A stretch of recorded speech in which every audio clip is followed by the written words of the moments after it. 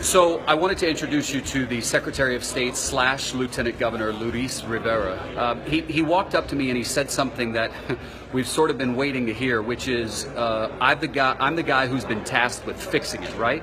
Because for the last 3 weeks we've heard from people that not enough safe drinking water is getting to the people who need it, right? People are still bathing in dirty water, washing dishes with it, and now it's become such a real concern because you have 4 people who have already died, and they have symptoms that are related to a bacterial disease that is caused by, animal urine, but it affects the water, right? So it's important to have clean drinking water. And so I wanted you to hear directly from the Lieutenant Governor and the Secretary of State. So the Governor came to you yesterday and said, I need you to fix this for me. I need you to make sure that we get enough water, clean water, to the people who need it.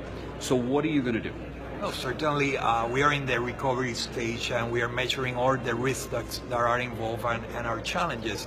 At the beginning, the governor asked me to work with the fuel, the distribution, particularly the long lines and anxiety surrounding getting and accessing fuel. We work with that and it's been normalized by now. And upon returning from DC yesterday, I received the task from the governor to make sure every Puerto Rican gets access to potable water and that any risk associated with consuming or just walking around dirty water or flooded water, it's minimized by identifying what are our risks. All right, so let me just take one exception. You call it a recovery. There's no recovery yet. It's still an emergency when people can't get safe drinking water, right? So in that sense, it's an emergency. What are you going to do starting today? Well, we made an announcement. We are relying on different tactics that are used around the world so people get access to water. That's a fundamental need that everyone needs: food and water and proper shelter. So the way we are working is we have identified those local communities where there are gaps in the access to potable water. We have been distributing and pushing water to local distribution centers. We have been doing airdrops in remote communities that are inaccessible, but water is consumed on a frequency and on a volume that we need that to be a constant push. Right. So if there's a gap in local government which has not been successful in delivering water to the communities, we need to access those communities, and we need to take over and facilitate the distribution of making that water accessible. I hear you, but you guys have been saying the same thing for 3 weeks. I'm talking about what are you going to do differently? What are you starting today, right? You've got the water droplets that you're handing out, right? Yeah. 1 million packets of droplets that you can put in water that will purify tainted water. You've got 20,000 filters. It's a water purifier. Yep. What we are doing is doing education as to people that start, boiling their own water if they have water accessible.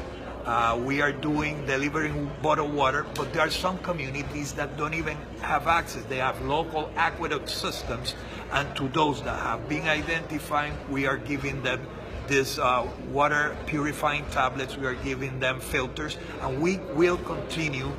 Those are today's initiatives, and we will make sure that for the next days we fill all those gaps and make sure that water keeps flowing to where it has to flow, that is the Puerto Rican community. All right, and let's remind everybody that FEMA's the one that distributes, but FEMA doesn't put water and food in the hands of the people who need it. It's the local leaders who do. Yes. And not all of the local leaders are getting the job done. So No. are you prepared to do the job that some of these local leaders are not being able, or that are not doing? Those are the leadership. The Governor Rosselló says it's within the local government to properly distribute the needs according to what they understand is the local needs. Those that are not doing it properly, we have been doing a surveillance and finding out and identify those gaps, and we will facilitate. And if we even have dispatch a group of legal officers, that will identify is there on proper hoarding, on proper management of supplies, because at the end of this is the timely manner to distribute it. And it's if there's any criminal hand or negligence in the handling, we'll take over and make sure that it's properly handled. When do you think there's going to be, like, when am I going to interview you and say, hey, you know what? People are no longer desperate to find drinking water. How long do you think it's going to take? I'm telling you, with what we did today, there will be 1 million gallons of water available to people that they didn't have proper potable water.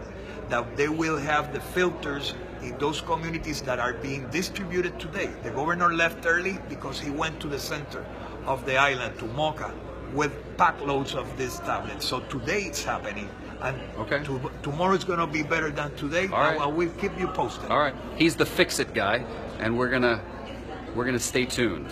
All right. Follow up. This guy's gonna fix it. Thank you, Mr. Lieutenant Governor. Thank you. Thank you for your time.